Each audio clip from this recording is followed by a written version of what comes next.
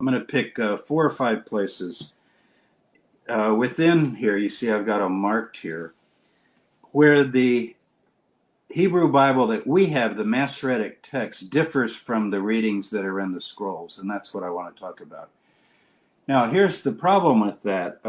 Many people talk about the Hebrew Bible. I've got a Hebrew Bible right here. This is the standard scholarly edition of the Hebrew Bible.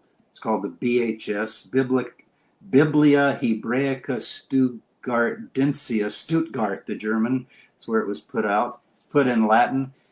It's referred to as the BHS. And you can see here on the page, if I put it really close at the bottom, that you've got all of these variant readings. So even though people talk about, I want to go by the Masoretic text, you have to realize even the Masoretic text, the traditional Hebrew text, like some of you use the Koren Bible, Koren, it's a standardized text that's been standardized by the rabbis hundreds of years ago, but there are variants. And many of you probably remember or know Bart Ehrman, who is the New Testament scholar, and he was trained at Princeton, and when he learned as a student that there are all these variants in the New Testament, it really disturbed him because he was raised as a very conservative Christian, and whatever the traditional Byzantine texts of the Greek New Testament said, he just felt it had to be perfect without any kind of mistakes or variants. And then when he began going to graduate school and finding out that there are literally hundreds of variants. Now, what you'll often hear is, well, the Masoretic text, it doesn't have any variants. You know how people count the letters and they do these Bible code things? But all you need is one variant and the whole Bible code is thrown off, right? Because all the letters would then shift even by one letter. And so I'm not too fond of the Bible code concept because I happen to know that the text you're searching is just one of several copies of the Masoretic text. The one that is used in the BHS is the Leningrad Codex. It's the oldest copy of the Hebrew Bible, Masoretic text, as we call it. The traditional text is maybe another way to refer to it. That's complete. There's the Aleppo Codex that's a little bit older, but part of it was destroyed by actually anti-Semites who raided the place and tried to burn the scroll. But fortunately, most of it did survive, and it's on display in Jerusalem. If you've been there and seen that, it's in the scroll in the Shrine of the Book there in Jerusalem. So anyway, when you talk about the Hebrew Bible, here's what we've got. We've got the Masoretic text. But it does have variations. At the bottom of every page, you can see these other readings of other copies of it because copyists make mistakes and variations creep in over the centuries. We've also got what's called the Septuagint, LXX. You'll see it abbreviated. That's a translation of the Hebrew Bible that we think was made in the 2nd century BCE. And we do have manuscripts of the Septuagint, quite a few that have survived.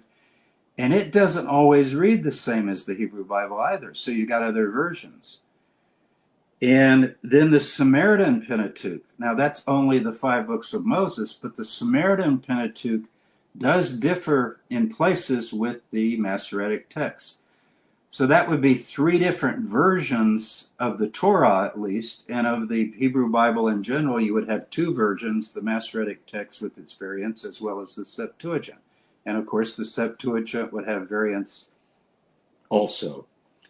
And then you add the Dead Sea Scrolls, which is not complete because we don't have absolute copies of every single book of the Hebrew Bible. But it is, in fact, another tradition. And sometimes the readings of the Dead Sea Scrolls agree with the Septuagint. The first or second example we're going to have today, we're going to consider today, actually agrees with the Greek, not the Masoretic text. And so scholars have been busy now for 75 years doing all of these comparisons and trying to figure it out. This bothers some people. I hope it doesn't bother you who are listening. I don't want it to bother you.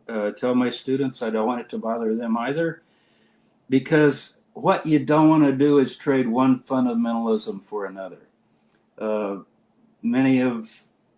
I was raised in a fairly, conservative Christian tradition, and the tradition I came out of, the Campbellite or Churches of Christ, they would have said, by and large, although they've probably liberalized a little here and there over the years, but they would have said, the Bible is inspired and it's perfect and it has no mistakes, and they just don't like variations. And yet there are variations.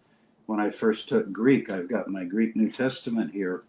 This is the Greek New Testament, and you can see it's very, very similar. It's got all of those variations at the bottom of the Greek text.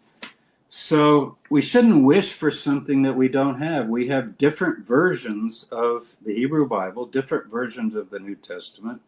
أخيا مقيما شمالا جانوا تجوب الأخوة قلبي تجوب وتهتف بي نحو دار الخلود فدرب الأخوة خير الدروب